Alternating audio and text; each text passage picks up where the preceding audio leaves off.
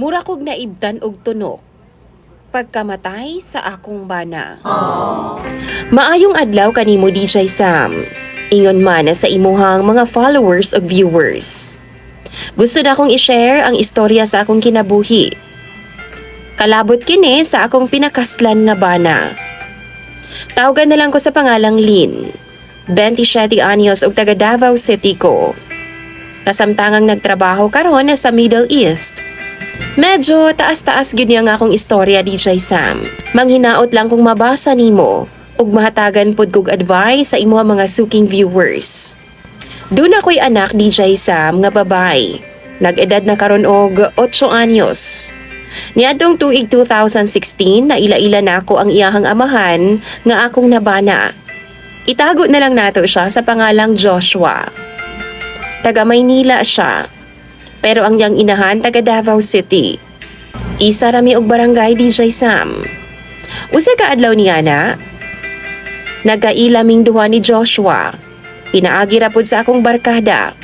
Siya ang nagpaila-ila sa ako Kadtong panahon na 17 anyos pa lang ko DJ Sam.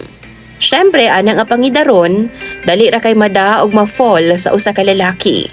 Labi pa sama kay Joshua nga lawom kay dimples sa DJ Sam. Gamayon pa gyud siya naong, as in gwapo gyud siya, hitsuraan. Pila sab siya kabulan nga nanguyab sa ako Gisugot na ko dayon siya DJ Sam. Samtang gaskwela pa ko ato nga time og grade 11. Sweet ug maampingon kaayo siya nga pagkatao. Ginahatod sundo gyud ko niya sa eskwelahan. Gabiyahe pa man gud ko paingon sa among eskwelahan. Sa pila ka buwan namong panag-uyab ni Joshua, duna nagyoy nagakahitabo sa amo ang duha. Nasundan pa nagpila ka higayon nga nagasiping mi. Hangtod na matikdan ako DJ Sam nga wa na ko reglaha. Usa ka buwan na di ay nga buntis ko. Pila ka buwan na malay sila sa akong pamilya ug nagsaad nga pakaslan ko sa simbahan. Tuod man, nanganak na ko DJ Sam ug ipakaslan gyud ko ni Joshua. Sa kasalang bayan lang, pero okay ra sa ako Nagsakit lang yun ang buot sa akong mga ginikanan. Hangtod nga nahibaw-an ako DJ Sam nga si Joshua di ay dunay pamilya sa Maynila. Dunay duha ka mga anak DJ Sam nga puluspod mga babay. Gibiyaan sa di ay niya ang iyang pamilya. Ang rason? Kusog daw man dapat si Joshua. Irresponsable daw kaayo nga pagkaamahan. Dihang nahibaw-an ako ang tanan DJ Sam. Diha na pod nigawas ang mga batasan ni Joshua. Kasado naming duha. Grabe siya mong inom DJ Sam. Kusog kay siya manigarilyo. O grabe pagid niya kaseloso. Usahay no, apaso na lang nako siya sa iyahang giimnan. Unya ako ang mag-drive sa motor pa uli. Grabe katapulan pod tawhana. Tagsara kaayong mukabuog tubig DJ Sam tungod sa iyang katapulan. Mukabura na siyag suguon. Mangahoy ra pod na siyag suguon. Og di ni mo bundak-bundakan, di gid pud na siya mulihok.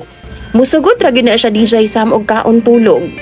Kabaw mo, bili bayaw ta ko sa iyaha DJ Sam, kay daghan kay siyag trabaho nga nahibaw-an. Sama sa driving, welder pud siya, kamao pud siyang mamintura. Tapos panday pud siya DJ Sam. Apan ang problema kay grabe kapulanon sa trabaho. Tagduha ka buwan lang muhawa na dayon siya.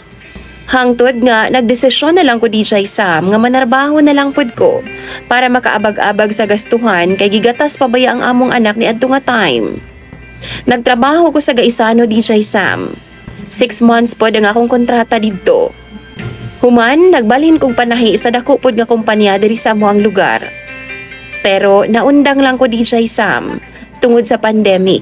Tuig 2020. Nagkauban ming duha ni Joshua sa trabaho DJ Sam sa usa ka construction company. Tuig sad ming nag-uban na sa among trabaho. Og didto, na-experience na ako DJ Sam nga hapit gid ko niya mapatyan. Sa amoang barracks, gitaparan ko niya og kutsilyo. Galalis manggod mi niya tungtungura tungod sa gamay ra gud nga rason. Dali ra kayong muinit ang iyang ulo DJ Sam. Ug tungod sabdo sa iyahang selos. Ingon pa siya nga og magsinggit-singgit daw kog mangayog tabang. Punoon gid daw niya dinuslakan o dinunggaban ang akong lawas. Syempre nahadlo ko og taman. Gahilak na lang ko sa tago. Ug sa pag-uli namo sa akong ginikanan, adlawng Sabado kadto. Dito na ako giistoryahan ang akong papa kung unsa ang nahitabo sa akoa. Pagkabalo sa akong papa DJ Sam, hapit gyud siya mapatay ni papa ug sa ako ang igsuon nga mga lalaki. May nalang gani, napasibat namo siya sa akong inahan. Pero nakatilaw gyud siya og mga sakit nga inistoryahan gikan sa akong papa. Pila ka buwan, nagbalhin siya og trabaho sa Surigao. Kauban na sa engineer DJ Sam sa among construction nga gitrabahuan. Grabe na kong pugong sa iyaha. Pero di gid siya magpapugong kay gusto gid siya nga muuban na sa among engineer. Pila ka kinsenas og buwan nga wa gid siya kapada sa akoa. Kada sweldo na ako DJ Sam, wa nay mahibilin kay giprenda man niya ang akong ATM. Muuli in taon ko DJ Sam nga luha ra in taon ang dala para sa akong anak. Sabayan na lang in taon ko gihilak sa akong anak DJ Sam, tapos moingon siya nga, "Ma, dili na nato i-love si Papa ha, kay sigihan na kanyang pahilak." Ginatabangan na lang ko sa akong mga igsuon DJ Sam, kay wa namang gyud ko'y magunitan sa akong sweldo. Manglabada na lang ko sa mga kauban nako sa trabahuan para lang makakwarta ko. May nalang gani no kay ilahang pasubrahan ang bayad sa akoa. Bisan gamay ra ilang mga labhunon nga ginapalabahan sa akoa kay lagi maluoy man sila sa akoa. Hangtod nga gitawagan ako si Joshua DJ Sam. Napulaan naman ko. Maong nakipagbuwag na lang ko sa iya kay useless raman gihapon nga ingon ani ang among kahimtang. Useless ra nga among kaminyuon. Nawad-an na sab ko gana sa iya DJ Sam kay pulos kalagot na lang ang akong gibati para sa iya ha. Pila ka buwan ibalhin na pud kog trabaho ug nakaila na ako si Troy. Ulitaw siya DJ Sam. Responsable siya nga lalaki. Tisoy ug pution pud siya. Nagkauyab gud ming duha ug nag-live-in gud mi. Pinangga niya nga akong anak ug ginasuportahan pud niya DJ Sam panggatas ug pangkonsumo ang akong ginikanan. Hangtod nga nakaanak nami og usa ka babae DJ Sam ug karon 3 anyos na pud siya. Malipayon ang akong pamilya kauban si Troy. Why bisyo? Og di pagid siya pabaya sa iyang pamilya sama sa akong naunang bana. Masinabtanon kaayo siya. Og maglima na mi katuig karon nga nag-ipon. Why away nga sobra-sobra DJ Sam, pero di man gyud na mawa ng lalis usahay, pero ma-okay rami. Tuig 2025, nagdesisyon ko nga mo-abroad na lang DJ Sam. Tabaw naman mo sa atong panahon karon, lisod gyud kaayo. Mahal na kaayong palitunon. Kinahanglan na gyud DJ Sam nga maningkamot ko para sa among pamilya. Kay baong mo DJ Sam, bisan na ako sa abroad, malipayon gihapon mi sa akong ka-live-in nga si Troy. Pero ni adtong December 2025 lang. Samtang natuog ko DJ Sam, nakadamgo man ko. Usa daw sa akong bana ang namatay og niingon nga buhian na taka. Sa ako ang damgo na DJ Sam ha. Hangtod pagkabuntag no, samtang gatrabaho ko, di gyud mawa sa akong hunahuna ang akong damgo. Wa ko kasabot sa akong gibati. Sige ko hunahuna og kinsa ba ang buot pasabot sa akong damgo. Ang akong bana ba nga gipakaslan o si Troy nga akong ka-live-in karon. Pagkahapon, mga 2:00, nabalitaan ako DJ Sam.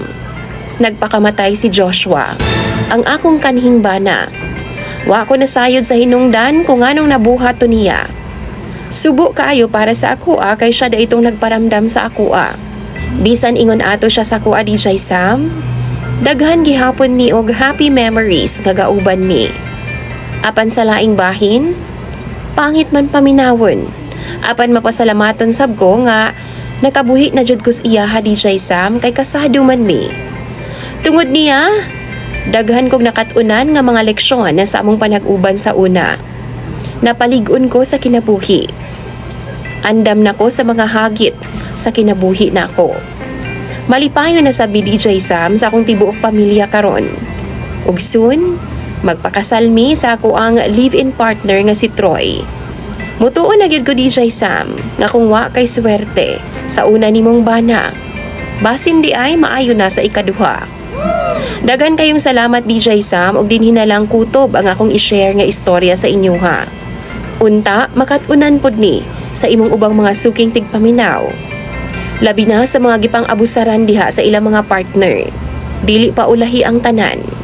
Masahayag ang kinabuhi kung mas pilion nimo nga imo siyang biyaan. I-safety ang imong kaugalingon. Imong sender DJ Sam og follower, Lynn.